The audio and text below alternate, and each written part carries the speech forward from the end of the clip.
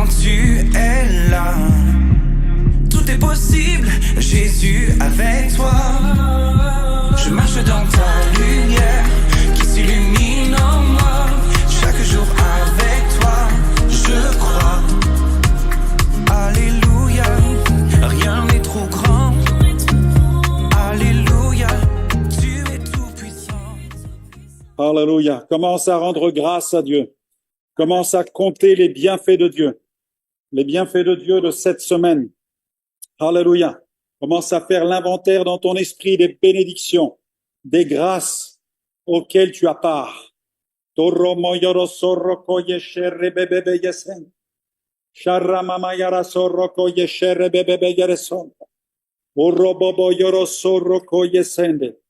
grâce à Dieu pour les provisions. Rends grâce à Dieu pour ton salut. Rends grâce à Dieu pour ta famille. Rends grâce à Dieu pour ta santé. Alléluia. Si tu es malade, commence à déclarer de ta bouche ta guérison. Si tu es opprimé, commence à déclarer ta délivrance. Alléluia. Si tu es sec, commence à déclarer des fleuves d'eau vive, des fleuves de rafraîchissement. Si tu as faim, commence à déclarer le pain qui vient du ciel, le pain des petits-enfants.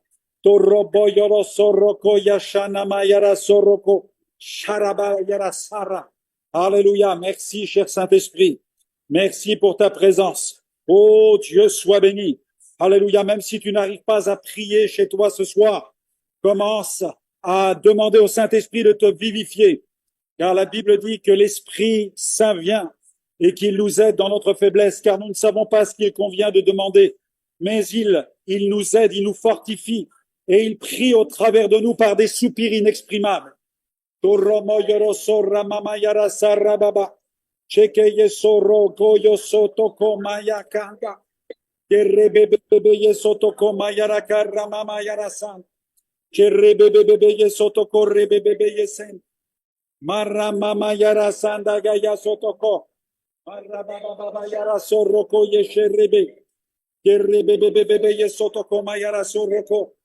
Mayara soroko yeshere bebe yeresen. Tomoyo sotoko mayara kayara soroko. Meye sontoko. Alléluia. Alléluia. Commence à arroser, arrose de tes prières. Alléluia. Le week-end imminent que nous allons avoir. Commence à l'arroser. Alléluia. Arrose de tes prières. La venue du couple missionnaire qui va venir nous visiter. Au Roboy, le frère Collet, Francine et Stéphane Collet, Pascal Collet, Seigneur, que ton onction soit sur eux, que ton onction les vivifie, qu'ils viennent avec une parole ointe, une parole inspirée, une parole prophétique. Alléluia, gloire à ton nom, Jésus. Seigneur, envoie ton esprit, envoie ton onction sur ce dimanche. Oh Seigneur, sur cette cérémonie de remise de certificats, sur cette cérémonie de remise de diplôme. Envoie ton onction sur ces rendez-vous divins. Que ce soit des temps de fête, que ce soit des temps de joie, que ce soit des temps de célébration. Oh Seigneur, nous te prions pour les nouvelles âmes qui vont venir, afin qu'elles soient impactées, afin qu'elles soient touchées, qu'il y ait des temps prophétiques, qu'il y ait des temps de guérison, d'inspiration, de révélation, d'impartition, d'immersion, de submersion dans l'esprit. Seigneur, nous voulons voir ta gloire. Merci, cher Saint-Esprit. Merci pour ce que tu fais. Merci pour ta puissance. Merci pour ton onction de gloire. Oh, oh, ton onction est une onction de guérison. Ton onction est une onction de délivrance. Ton onction est une onction de feu, une onction de révélation, une onction de plénitude. Oh, alléluia, une onction de gloire. Seigneur, Dieu soit béni, parce que cette gloire, tu l'as déversée en nous. Merci pour la nouvelle alliance. Dieu soit loué.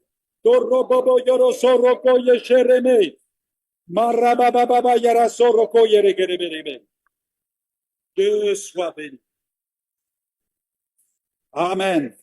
Amen, amen. Est-ce qu'on peut acclamer le Seigneur tous ensemble?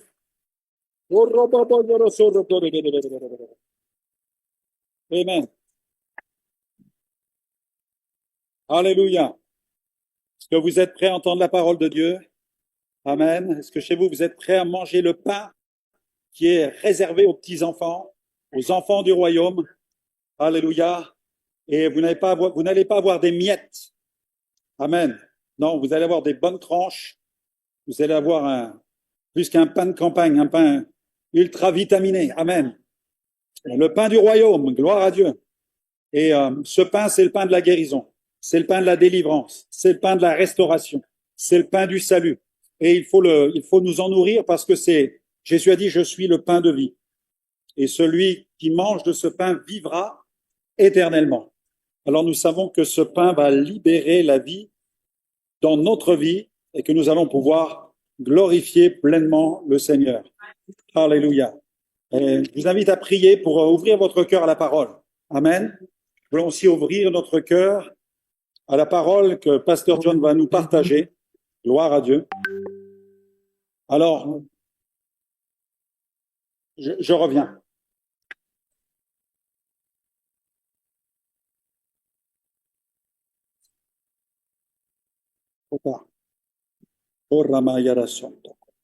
Amen. Ça va? Ok, merci.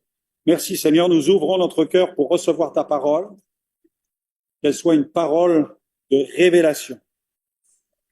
Seigneur, que chaque mot que notre frère va apporter puisse accomplir une œuvre dans le cœur de chacun. Sois remercié, Père. Au nom de Jésus. Amen. Amen. Une question technique, est-ce que chez vous, vous entendez bien quand je parle près du micro, là? Ça va? C'est correct. OK.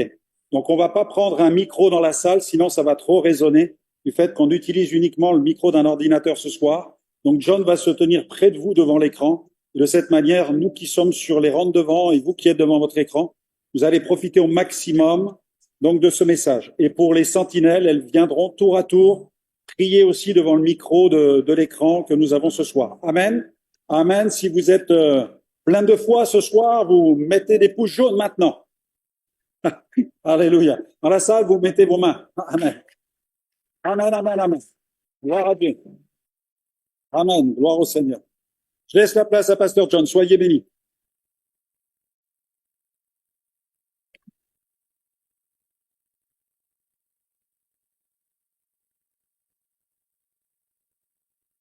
Bonsoir à tous, vous m'entendez bien? Ça va? Ah, il y a- ok, super. Bonsoir tout le monde, ceux qui sont là dans la salle ce soir. Alors le thème de mon message, ce que le Saint-Esprit vraiment m'a mis à cœur ce soir, c'est comment va ton être intérieur en fait? Et dans quelle santé spirituelle tu te trouves? Parce que c'est vrai que on est dans la période un petit peu estivale, on est dans la période où certains même sont déjà partis en vacances, on le voit, hein. On le voit le jeudi soir, on le voit le dimanche, et c'est un peu comme on dit souvent la période des chassés croisés. Et c'est vrai que pendant cette période-là, le diable se déchaîne, parce que avec la chaleur, avec les vacances, en fait, il y a comme un relâchement en fait sur le pays, dans les maisons, même sur chaque individu en fait. Il y a comme un relâchement, un certain relâchement. Et, euh, et en fait, le diable en profite. Le diable en profite. Les femmes ou même les hommes hein, s'habillent plus court avec l'été, avec la chaleur. Des fois, on peut croiser des personnes dans la rue qui s'habillent d'une manière voilà, c'est un petit peu chaud, c'est le cas de le dire. Et en fait, il y a plein de choses qui se passent. Comme un relâchement en fait naturel, mais j'ai envie de dire aussi parfois surnaturel. Et si vous voulez, en fait, le but de ce message, c'est vraiment de faire un petit peu le point et de pouvoir vous encourager vraiment à ne pas se relâcher. Parce qu'en fait, en tant qu'Église, en tant que peuple de Dieu, nous, on n'est pas appelés à être en vacances spirituellement parlant. Et le but de ce message, c'est vraiment, et bien sûr, à chaque fois qui que ce soit qui prend la parole dans cette maison, on se le prêche déjà à nous-mêmes. Et le premier point, c'est bonne santé ou mauvaise santé. Est-ce que tu es en bonne santé? Bien sûr, on parle de santé spirituelle. Là, je ne vais pas parler de la santé physique ce soir. C'est dans quel état tu es ce soir. Et pose-toi la question à toi-même. Fais un petit peu le bilan, le check-up, comme on va dire, avec le Saint-Esprit. C'est entre toi et Dieu. Et je pense que c'est important parfois de faire le bilan. Peu importe depuis combien de temps tu marches dans la foi, peu importe depuis combien de temps, ça fait 10 ans, 20 ans que tu es dans la foi, que tu marches avec le Seigneur, où en es-tu ce soir? Pose-toi la question à toi-même, où en es-tu ce soir? Qu'est-ce qu'il faudrait changer dans ta relation avec Dieu, dans ta manière d'agir ou dans ta manière de marcher? Est-ce que tu te considères en bonne santé ou est-ce que tu te considères en mauvaise santé? Et j'ai regardé un petit peu, j'aime bien un petit peu les statistiques ou les définitions, et j'ai regardé une définition de l'OMS. Et l'OMS, il dit que la santé est un état de complet bien-être physique, mental et social. Et ça ne consiste pas seulement en une absence de maladie ou d'infirmité. À tort, nous pensons que l'absence de maladie ou de maux physiques est le signe d'un bon état de santé. Et dans ce sondage, l'OMS a oublié un critère essentiel, c'est le spirituel. Le spirituel. Et ce soir, j'aimerais te dire que bien souvent, si ta santé spirituelle, elle est mauvaise, le reste le sera aussi. Et que si ta santé spirituelle, elle est bonne, alors les possibilités pour que tu sois en bonne santé dans les autres domaines de ta vie, les autres sphères de ta vie, elles seront grandes, elles seront plus élevées. Et je me suis appuyé sur un verset ce soir, c'est 3 Jean, chapitre 1, verset 2. Et cela confirme en fait, le verset là, il confirme ce que j'ai dit juste avant, c'est « Bien-aimé, je souhaite que tu prospères à tous égards et sois en bonne santé comme prospère l'état de ton âme. » Amen. Est-ce qu'on peut dire Amen à ça? Sur Zoom, dites Amen à la maison. Amen. Donc, il y a bien un rapport entre l'état de ton âme et ta santé spirituelle. Et c'est ce que nous dit ce verset en fait. Pour prospérer à tous égards et pour être en bonne santé, il faut déjà jauger dans quel état est ton âme, dans quel état est ta santé spirituelle. Et même si on va plus loin, ça veut dire que si tu veux prospérer dans tes finances, il faut déjà que ton âme, elle prospère et que ta santé spirituelle, elle prospère. Si tu veux prospérer au niveau travail, au niveau professionnel, atteindre le fameux poste, cette place de choix qui t'est réservée, tu dois déjà prospérer dans ta relation avec Dieu. Trop souvent, et j'en ai fait partie, trop souvent on prie pour des choses où on veut déjà prospérer dans telle sphère, mais où est-ce que j'en suis déjà dans ma relation avec Dieu en fait? Où est-ce que j'en suis dans ma prospérité au niveau de mon âme? Et je vais parler aussi aux frères et sœurs qui désirent prospérer sur le plan sentimental, aux jeunes et même aux moins jeunes qui sont en recherche de l'amour. Est-ce que tu pries tout le temps, Seigneur, Seigneur, donne-moi un mari, Seigneur, Seigneur, donne-moi une femme? Ou est-ce que tu commences premièrement par chercher sa face, chercher sa volonté et chercher à approfondir ta relation avant de prier pour cela? Et c'est une question qu'il faut se poser. Franck en a parlé dimanche dernier, expérimenter sa présence en profondeur. Comme on l'a vu dimanche dernier, en profondeur. Ça veut dire que il y a la surface, mais tu dois aller en profondeur. Et si actuellement, là où tu en es dans ta santé spirituelle, à ton niveau, si tu es à la surface, ben ce soir, Dieu t'invite à plonger en fait. Dieu t'invite à plonger en profondeur. Et c'est dans les profondeurs que le Saint-Esprit t'attend. À la surface, c'est déjà bien, c'est un premier pas, mais si tu veux avancer, si tu veux prospérer, va falloir aller en profondeur ce soir. Amen. Matthieu chapitre 6, verset 33 nous dit « Cherchez premièrement le royaume et la justice de Dieu, et toutes ces choses vous seront données par-dessus. » On connaît ce verset par cœur, mais est-ce qu'on l'applique vraiment dans nos vies? C'est pas écrit « Cherchez premièrement toutes les choses, et ensuite le royaume et la justice. » C'est bien écrit premièrement le royaume et la justice de Dieu. Et ensuite, tout vous sera donné. Ça peut paraître simple en fait. Si on applique ça, on peut se dire, bah en fait, c'est simple. C'est vrai que c'est un peu plus compliqué que ça. Parce que voilà, il y a tout ce qu'on sait dans la vie, les challenges, les plannings chargés, etc.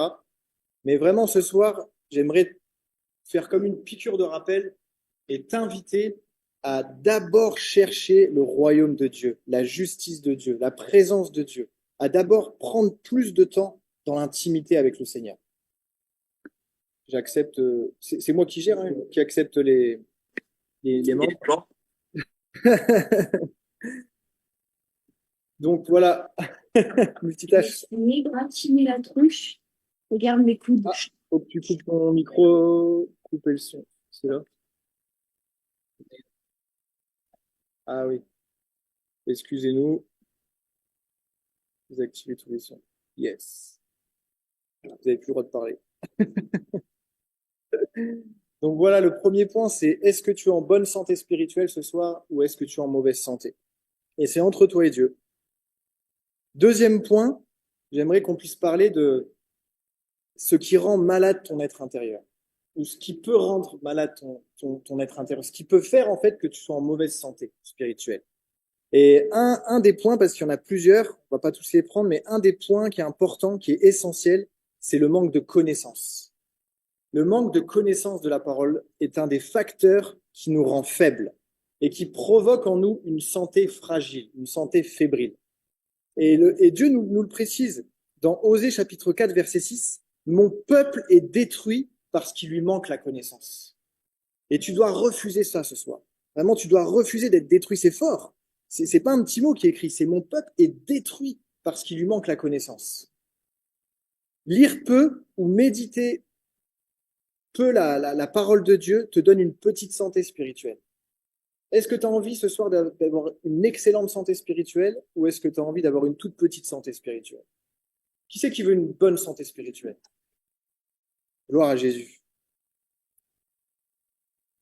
Et j'aimerais te rappeler autre chose, c'est que même Satan connaît la Bible. Et on le voit dans la parole de Dieu. Quand Jésus fut tenté dans le désert, dans Luc chapitre 4, le diable lui-même a utilisé la parole de Dieu pour tenter de confondre Jésus. Mais gloire à Dieu, car Jésus lui-même, il est la parole en fait. Il est lui-même la parole. Et il a répondu avec la parole. Et ensuite, le diable s'est enfui. À combien plus forte raison je dois connaître ma Bible si le diable lui-même connaît la Bible, connaît des versets peut-être par cœur? À combien plus forte raison, moi qui suis enfant de Dieu, si je veux pouvoir contrer les assauts de l'ennemi, je dois déclarer la parole. Je dois utiliser la parole. Je ne dois pas la laisser de côté, je dois la connaître. Et vraiment, je vous invite même à apprendre des versets par cœur. Et en tout cas, si vous ne pouvez pas le faire, dans vos smartphones ou dans vos cahiers, à noter des thèmes. Voilà, pour l'amour, il y a tel verset, pour le combat, il y a tel verset. Et c'est plus facile, parce que quand il y a quelque chose qui ne va pas, et des fois on est un peu seul, boum, on ressort le verset, et c'est comme si on dégainait une arme, en fait. Et là, le diable, il tremble. Et là, le diable, il fuit. Parce que c'est ce qui s'est passé. Il a tenté, il a eu ce culot, je dirais, d'utiliser la parole de Dieu contre Jésus, qui avait jeûné 40 jours et 40 nuits, et qui était affamé, mais Jésus a répondu. Et c'est ce qu'on doit faire, en fait. Imiter Jésus. Autre chose qui peut affecter ta santé spirituelle, c'est le péché. Le péché peut affecter ta santé spirituelle. Et la parole de Dieu nous le confirme dans Romains chapitre 8, verset 6. Romains chapitre 8, verset 6 nous dit « Et l'affection de la chair, c'est la mort, tandis que l'affection de l'esprit, c'est la vie et la paix. » Amen. Tu ne peux pas marcher un pied sur la route, un pied sur le trottoir. Essaye, teste. Tu vas dans la rue, tu vas marcher un pied sur la route, un pied sur le trottoir, je peux te dire, tu n'iras pas loin. Et c'est pareil, en fait, dans la vie chrétienne, c'est pareil dans la santé spirituelle et dans la marche de la foi avec Jésus. Toute la puissance du péché a été vaincue à la croix, on en est conscient, on le sait, mais quand parfois tu retombes dans certaines choses, quand parfois il y a certains actes qui ressurgissent dans ta vie ou certaines paroles, alors en fait, tu perds du temps parce que cela va recréer des accès au diable. Cela ouvre à nouveau des portes qui étaient fermées en fait. Et c'est dommage. Ne joue pas avec le péché ce soir. J'aimerais dire à quelqu'un, ne joue pas avec le péché. Ce n'est pas un jeu. Faisons attention à ne pas marcher dans l'ingratitude ou dans le mépris de la grâce. Parce qu'en fait, souvent, j'ai entendu des personnes, des enfants de Dieu, hommes ou femmes, dire c'est pas grave. En fait, Dieu pardonne tout. Dieu a déjà tout pardonné. La croix, tout est accompli. Donc, si je pêche, c'est pas grave, je serai pardonné. Non, ça fonctionne pas comme ça. Là, en fait, tu te moques parce que c'est aussi écrit. Je vais pas lire le passage, mais c'est aussi écrit que ceux qui connaissent la vérité, s'ils continuent à pécher, en fait, ils portent un jugement contre eux-mêmes. Et tu peux pas être ingrat avec le Seigneur. Tu peux pas te moquer du Seigneur. Il y a ceux qui ne connaissent pas Dieu, il y a ta vie d'avant, mais une fois que tu connais la vérité et que tu pèches quand même, volontairement ou pas, ça ne marche pas en fait. De dire, ben, tant pis, dans tous les cas, je serai pardonné. Oui, oui, la grâce est illimitée. Oui, oui, Dieu pardonne tout et tout a été accompli à la croix. Mais ça fonctionne pas comme ça. Attention à ne pas utiliser la parole de Dieu à ses propres fins, en fait, à des fins personnelles. Tout ce que nous faisons, tout ce que nous pensons, tout ce que nous disons, ça doit être pour l'unique gloire de Dieu et seulement pour sa gloire. Et j'aime ce verset de 1 Corinthiens chapitre 10 verset 31 qui nous dit « Soit donc que vous mangiez, soit que vous buviez, soit que vous fassiez quelque autre chose, faites tout pour la gloire de Dieu. » Amen. Amen. Autre point qui peut t'atteindre, c'est la tiédeur. Et j'en parlais tout à l'heure avec la chaleur, avec les vacances, on voit plus grand monde. Moi, je suis vendeur en concession, c'est calme. Il y a des collègues qui commencent à partir en vacances, des clients qui partent en vacances, et c'est calme. Et on a tendance en fait à s'adapter à ce calme-là, à ce ralentissement. Puis nous aussi, on dit oh bah allez, c'est bon, on est au mois de juin, j'ai déjà travaillé depuis le mois de janvier, et puis bah là, je vais me relâcher un peu, j'ai le droit, je fais rien de mal. Mais c'est pas un état qui doit faire partie de ta vie. La tiédeur, c'est pas un état qui doit faire partie de ta vie. En tant qu'enfant de Dieu, tu ne peux pas demeurer dans la tiédeur. Et vraiment, je voudrais t'encourager, si ça t'arrive, à changer, à te reprendre, à ne pas te laisser endormir, mais à être bouillant, en fait. À être bouillant. Refuse d'être froid, mais surtout, refuse d'être tiède. Et refuse de te laisser refroidir par le diable. Et bats-toi, reprends-toi. Si c'est ce qui est en train de se passer, on a tous des moments de relâchement, mais ce qui compte, c'est comment on rebondit, comment on fait face. Parce que si tu es tiède, bah, c'est écrit, je te vomirai de ma bouche. Je te vomirai de ma bouche, c'est fort. Moi, ce verset-là, il m'a toujours... Waouh, je te vomirai de ma bouche. Dans Apocalypse 3,16, c'est écrit. C'est quelque chose qui doit nous percuter, en fait. Ça doit nous bousculer. Si ça nous fait rien, c'est pas normal. Refuse d'être tiède ce soir. Refuse d'avoir une santé spirituelle qui est en train de maigrir, qui est en train de ralentir. Refuse de perdre du temps. Mais choisis de te battre, choisis d'avancer. Et ce qui est bien aussi dans ce verset, c'est la suite de Apocalypse 3,16 au verset 19. Moi, je reprends et je châtie tout ce que j'aime. Aie donc du zèle et repens-toi.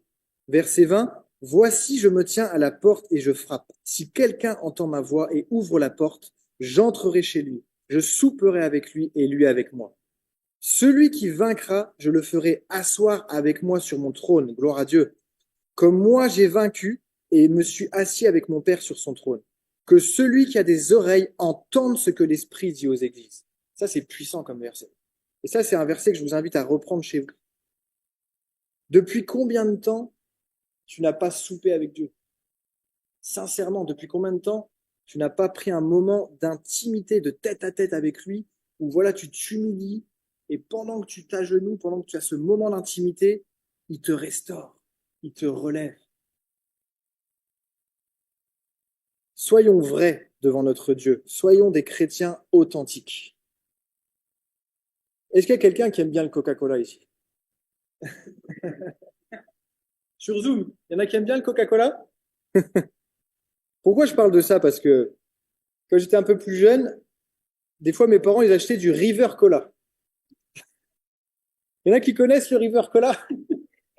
C'est pas du Coca-Cola.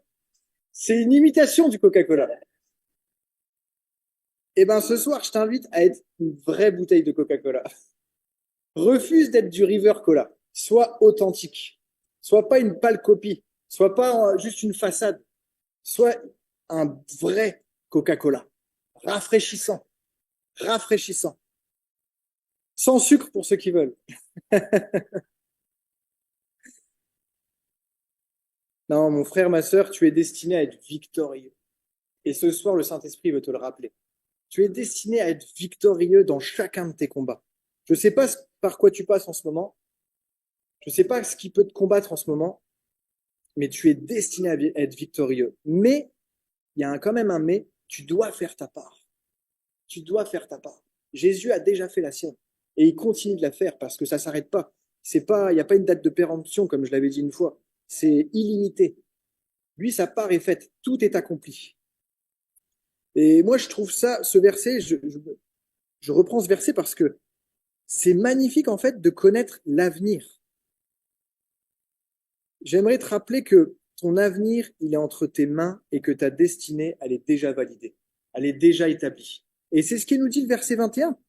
Le verset 21, c'est écrit, celui qui vaincra, donc faire sa part, je le ferai asseoir avec moi sur mon trône, comme moi-même j'ai vaincu et je me suis assis avec mon Père sur son trône. Donc en fait, tu connais déjà ton futur. Tu connais déjà même, j'ai envie de dire, ton présent, c'est d'être assis sur le trône à la droite du Père. Mais pour cela, il y a un exemple à suivre. Et c'est le modèle suprême. C'est le roi des rois. C'est celui qui a triomphé, celui qui a déjà payé le prix. Et c'est Jésus. Parce qu'il dit bien, comme moi-même j'ai vaincu et je me suis assis. C'est bien écrit comme moi-même. Et comme vous le savez, je suis moi-même papa. J'ai deux filles. Et j'aime prendre du temps avec mes filles. Et c'est important de prendre du temps avec ses enfants. C'est pas toujours simple avec le planning chargé, le travail et toutes les occupations, les responsabilités. Mais moi, j'aime prendre du temps avec les filles. J'aime des fois qu'elles viennent s'asseoir sur mes genoux, leur raconter une histoire, et je les prends dans mes bras. Sache que ton père, ce soir, il veut faire la même chose avec toi. Il veut faire la même chose avec toi. Mais il faut que tu prennes le temps. Il faut que tu prennes le temps de venir t'asseoir sur ses genoux. Parce que lui, il a qu'un désir, il t'attend comme ça, en fait, ce soir. Il t'attend comme ça.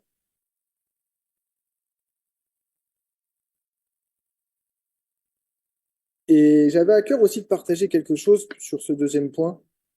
C'est qu'en fait, on en parle souvent, mais c'est tellement vrai. Il y a un combat spirituel. Ton être intérieur, il est attaqué, il est oppressé. Et il y a un combat spirituel. Et la dernière fois, il y a quelques temps, j'ai écouté un témoignage d'ex-satanistes.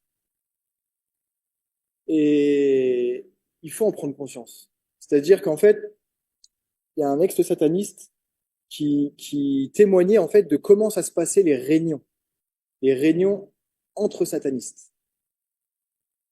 Et en fait, vous savez, nous, on a les 10 commandements, mais eux, ils ont aussi des commandements. Dans son témoignage, en fait, le sataniste, il disait qu'il y avait aussi 10 commandements. Parce qu'en fait, comme l'a dit, je crois que c'est Franck qui disait ça il n'y a pas longtemps, le diable, il essaie toujours de copier Jésus. Il essaie toujours de copier Jésus, mais il se trompe complètement, en fait. Lui, c'est de la contrefaçon. Et en fait, je vais vous en donner peut-être pas tout, mais il y a le premier commandement que Satan donne aux satanistes. Hein. La mission des satanistes, c'est ne permettez pas aux chrétiens de prier et de jeûner. Ne permettez pas aux chrétiens de prier et de jeûner. Le deuxième commandement des satanistes, ne laissez pas lire la Bible, mais laissez-leur lire les journaux, les romans et les livres à caractère religieux. Le troisième, dites aux chrétiens que Dieu n'a pas besoin de leur dîme. Vous imaginez quand même le quatrième, il disait dans le témoignage, laissez le chrétien pauvre en l'empêchant de donner la dîme et l'offrande. Allez propager la haine et les divisions dans les églises. Ne permettez pas aux chrétiens de prêcher, d'enseigner et de témoigner à la gloire de Dieu. Propagez la polygamie dans les églises. Et du coup, il en reste 3, je vais les dire. Le 8e, soumettez le chrétien à l'adoration des images et des idoles. 9e commandement des satanistes, soumettez le chrétien au contact de la télévision, ainsi il ne pourra pas résister à la tentation. Et 10e, ne prononcez jamais le nom du Créateur et du soi-disant Fils unique. Et vous savez, pour terminer avec ça, il témoignait que pendant cette réunion-là, où Satan en fait donnait des commandements comme ça, il y en a un qui a prononcé le nom de Jésus. Et vous savez ce qui s'est passé? Satan, il est tombé de son trône. Il est tombé de son trône. et il était en colère. Et en fait, il témoignait de ça, le gars témoignait de ça. Et du coup, il s'est énervé, il a, en gros, dans les réunions comme ça, et il a dit, ne prononcez plus jamais ce nom-là. Mais nous, en tant qu'enfants de Dieu, on va prononcer ce nom-là ce soir. On va déclarer le nom de Jésus. Mais c'est important de connaître ces messages-là. C'est important aussi de connaître qu'il se passe des choses. Pendant qu'on dort, il se passe des choses. Il y a un combat spirituel. Et je dis pas ça pour vous faire peur, je dis ça justement pour vous faire prendre conscience que nous, on n'a pas à avoir peur. Nous, en fait, on a celui qui est au-dessus de tout. Et on a son autorité en nous, en chacun de nous. Peu importe d'où tu viens, peu importe comment tu t'appelles, peu importe, comme je disais tout à l'heure, ça fait 15 ans ou si ça fait 15 jours que tu es avec le Seigneur, tu as son autorité. Mais il faut t'en servir. Et je terminerai avec ce point-là, c'est comment améliorer, comment développer une santé divine. Il y a un verset dans Jean 3, verset 30 qui dit « Il faut qu'il croisse et que je diminue ». Et vous connaissez par cœur ce verset. Mais ça doit être aussi ta prière ce soir. Plus tu le mettras en premier, plus tu diras et accepteras de dire non pas ma volonté, mais ta volonté, ô Dieu, alors plus Dieu va gagner du terrain dans ta vie et prendre de la place dans ton cœur. Et dans chaque sphère d'influence qu'il t'a donné d'occuper. Je dois et tu dois être toujours en veille. Faut pas qu'on réagisse comme le Mac là-bas.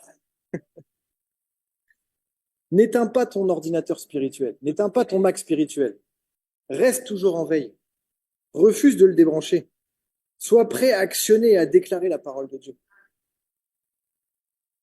Et arrêtons aussi d'être surpris en fait quand il se passe des fois des choses, des attaques. Demandons plus de discernement ce soir. Il a dit qu'on pourrait avoir le discernement des esprits. Réclame le discernement des esprits. T'as pas besoin d'être pasteur, d'être prophète ou qui que ce soit. T'es enfant de Dieu. Tu y as accès. C'est gratuit. Demande le discernement des esprits. Sois plus précis dans tes prières. Sois plus précis, sois dans le détail. Parce que tu sers un Dieu précis. Nous servons un Dieu précis. Et son timing est précis. Veillez et priez afin que vous ne tombiez pas dans la tentation. L'esprit est bien disposé, mais la chair est faible. Et ça, on en a bien conscience. Si tu dis j'y arrive pas, si tu dis c'est impossible, j'y arriverai jamais, je vais pas faire ça, en fait, tu t'auto-condamnes en parlant comme ça. Donc, arrête de mettre des paroles comme ça dans ta bouche. Mais aie des paroles positives. Déclare la parole de Dieu. Autre point pour développer ta santé divine, viens ici. Viens au GV Center. Participe aux réunions. Ceux qui sont sur Zoom, dites-le à votre entourage ou à d'autres chrétiens de l'église qui des fois peut-être viennent pas. C'est pas un jugement, c'est un encouragement. Viens aux réunions. Viens cultiver la mentalité du royaume, en fait. Viens vivre le partage et l'amour fraternel le dimanche en tant qu'épouse de Christ, en tant que corps de Christ, en tant que famille de Dieu. Prends des moments d'échange et de témoignage avec ton frère, ta sœur. Peut-être tu es du style à, dès que le culte est fini, hop, je pars. Prends juste 5-10 minutes de temps en temps, pas forcément tous les dimanches, mais partage avec les frères et sœurs. Bon, après, ici, c'est vrai qu'on a plus de mal à quitter l'église qu'autre chose. Donc ça va, on est plutôt du bon côté. Gloire à Dieu.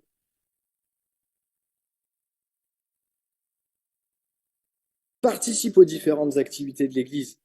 En fait, tout ce qu'on fait et tout ce que Franck et Liliana organisent et que chaque personne organise, tous les pôles, toutes les équipes, la louange, le ménage, enfin tout ce qui se passe dans l'église, c'est pas fait juste pour faire beau. Hein. C'est pas fait pour remplir une semaine, dire voilà, au GV Center, il y a ça le lundi, il y a ça le jeudi, il y a ça le vendredi, il y a la GVA. Non. C'est pas fait pour remplir un calendrier, c'est fait pour te remplir toi. C'est fait pour remplir ton cœur.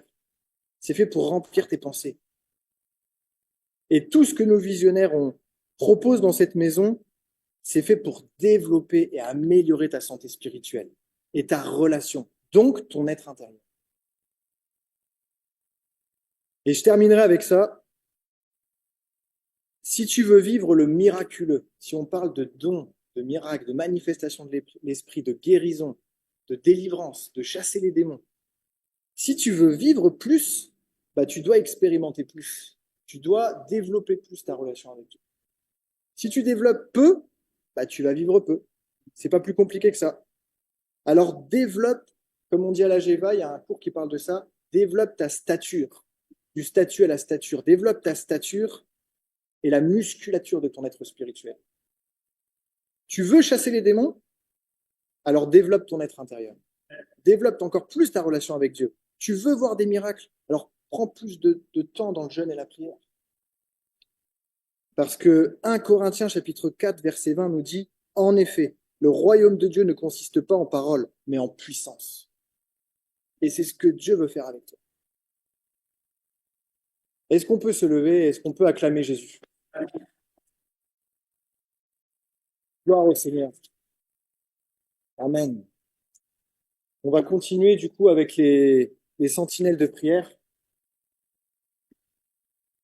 Je laisse la place peut-être au pasteur Franck. Amen, amen. J'imagine que vous êtes bénis chez vous. Amen. Faites-nous des pouces, affichez les pouces à l'écran et dans la salle, il y a plein de pouces ici. Hein. Amen, amen. Gloire à Dieu. Excellent message. Vous êtes galvanisés pour intercéder. On rappelle le thème de la soirée aussi au niveau de l'intercession. On arrive au terme de ce targeting prière du mois de juin, dont le thème était bouleversons le monde, bouleversons le monde. Et là, nous allons prier pour le bouleversement de la nation.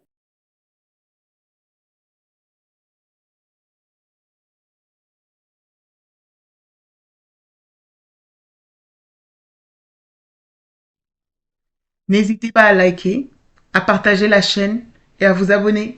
Soyez bénis.